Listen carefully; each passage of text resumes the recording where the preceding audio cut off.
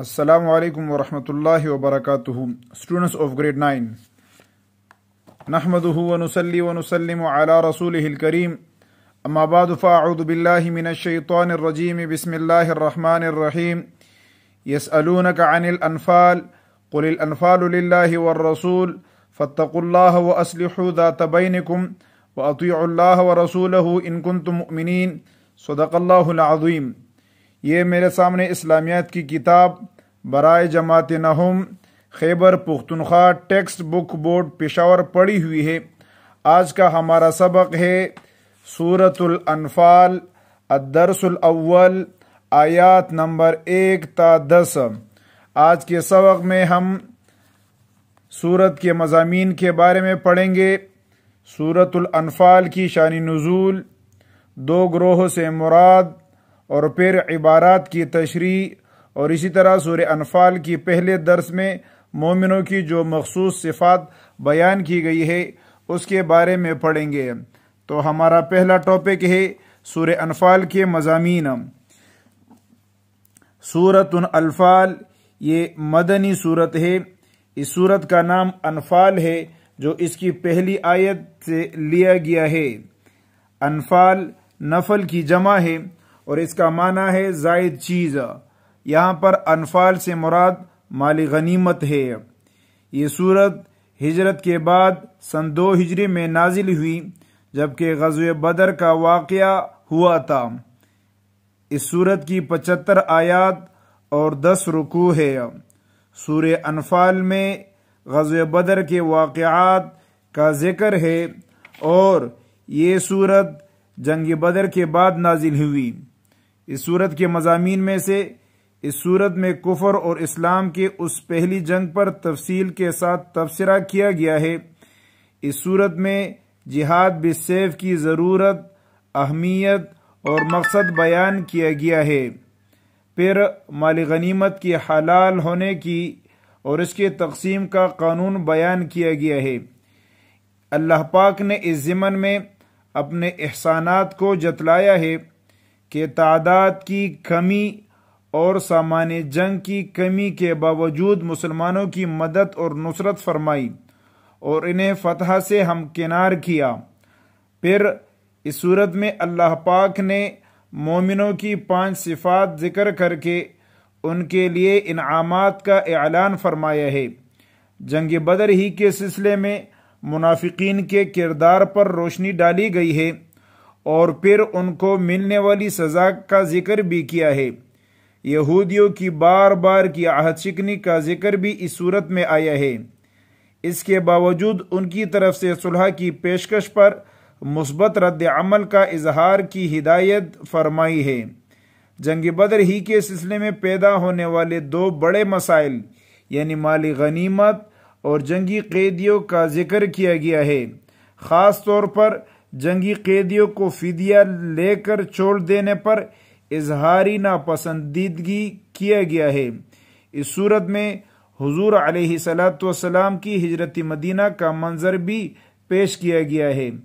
اس سلسلے میں کفار کی طرف سے دارالندوہ میں ہونے والے منصوبے کا ذکر بھی ہے۔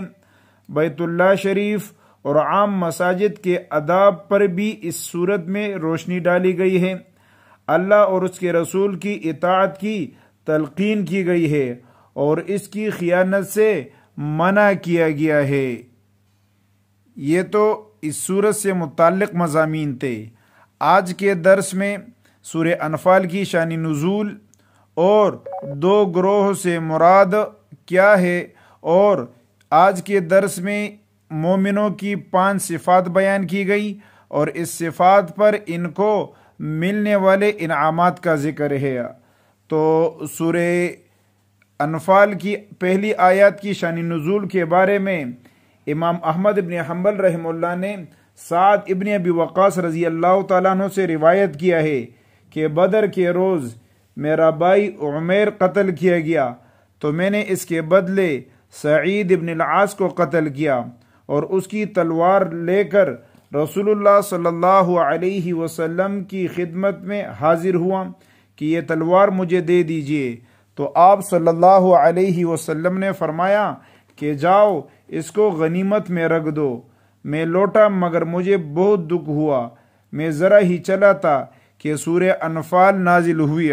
یہ آیت یسألونک عن الانفال کہ اے محمد صلی اللہ علیہ وسلم، مجاہد لوگ تم سے مالی غنیمت کے بارے میں سوال کرتے ہیں، قل آپ ان سے کہہ دیجئے الانفال للہ والرسول کہ مالی غنیمت تو اللہ اور اس کے رسول کا ہے، فاتقوا اللہ تو آپ پس اس بارے میں اللہ سے ڈرے، وَأَصْلِحُوا ذَاتَ بَيْنِكُمْ اور آپس میں صلح سے رہو، وَأَطِيعُوا اللَّهَ وَرَسُولَهُ إِن كُنتُم مُؤْمِنِينَ اور اگر تم ایمان رکھتے ہو اللہ پر صحیح، اگر تم سچے ایمان والے ہو تو اللہ اور اس کے رسول صلی اللہ علیہ وسلم کے حکم پر چلو۔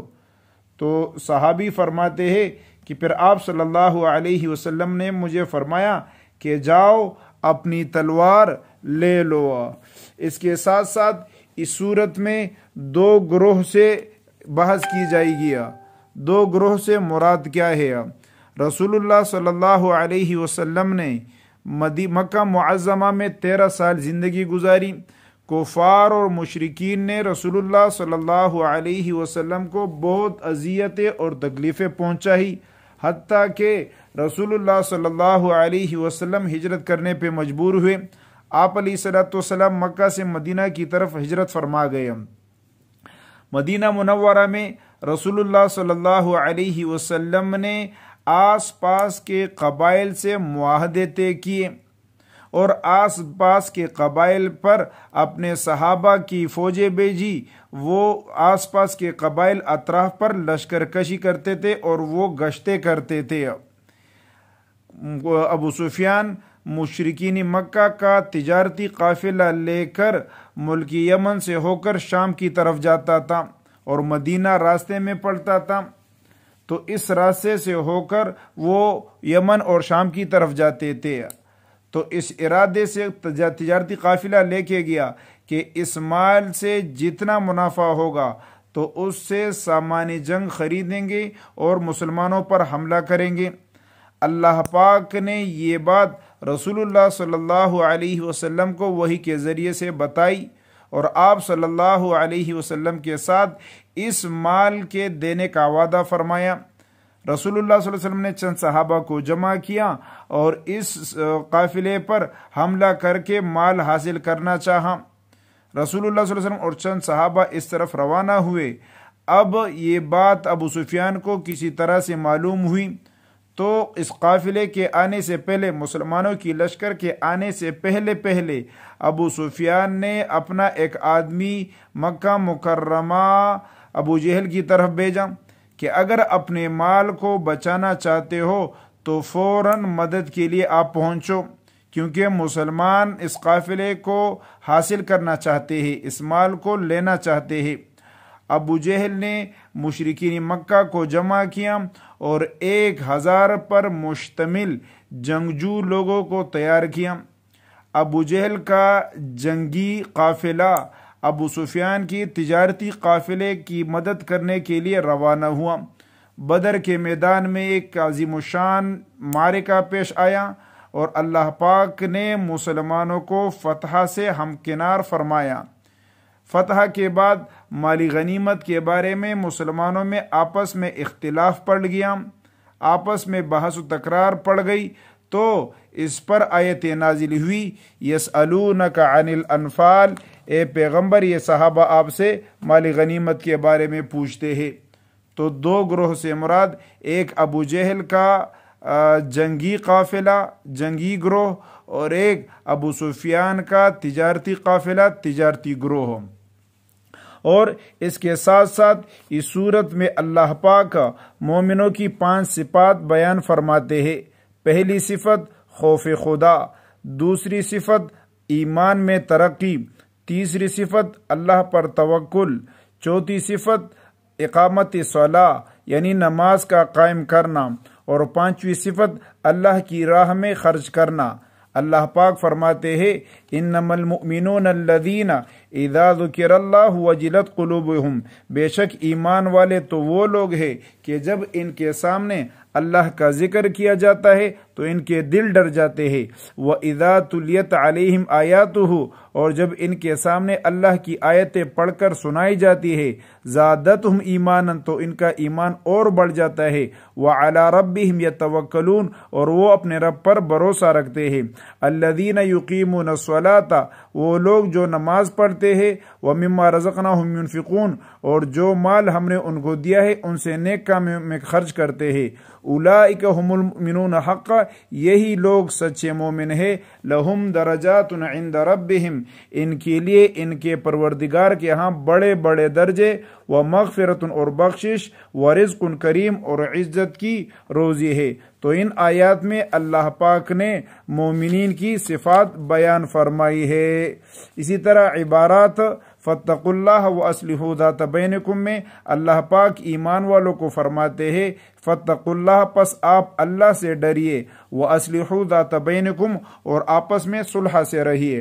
یعنی مال غنیمت کے بارے میں اللہ پاک کی طرف سے جو احکامات نازل ہوئے، آپ ان احکامات میں اللہ سے ڈریے اور آپس میں اختلاف نہ رکھے، بلکہ آپس میں آپ صلح سے رہے۔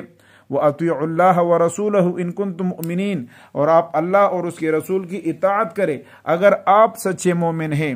یعنی اللہ پاک کی طرف سے مال غنیمت کے بارے میں جو حکم نازل ہوا اور رسول اللہ صلی اللہ علیہ وسلم نے جس طریقے سے اس کو تقسیم کیا، آپ اس میں اللہ اور رسول کی اطاعت کریں اگر آپ سچے مومن ہیں۔ اور پھر ایمان والوں کی صفت جس کی تشریح ہو گئی آگے ماقبل میں کہ وَإِذَا تُلِيَتْ عَلَيْهِمْ آيَاتُهُ ایمانا وَإِذَا تُلِيَتْ عَلَيْهِمْ آيَاتُهُ زَادَتْهُمْ ایمانا، کہ جب مومنوں کے سامنے اللہ کی آیتیں پڑھ کر سنائی جاتی ہے تو اور ان کا ایمان اور بھی بڑھ جاتا ہے۔